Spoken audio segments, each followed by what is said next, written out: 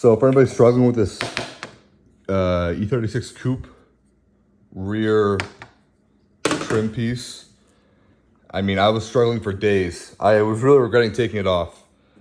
The biggest thing is after days of trying hours and hours here and there, I'll show you in the side piece. There's a front flap, this little front flap. That needs to be facing this, like this, downwards. So what you want to do is press it downwards and then kind of twist, put it in on twist. So that this needs to be facing all in here. If any of this is going upwards, it's going to run into the glass and it's going to stop. You're not going to be able to get it in. It's going to pinch.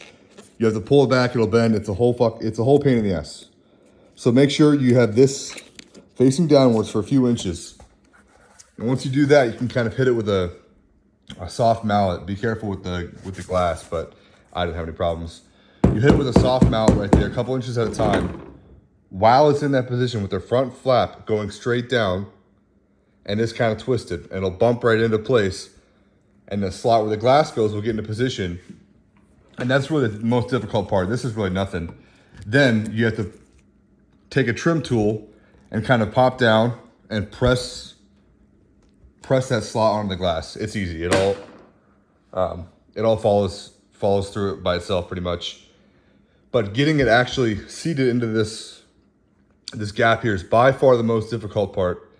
I've never seen anybody recommend the mallet. It didn't cause any damage. I don't think I would have been able to get in without it. So give that a shot if you're struggling with it.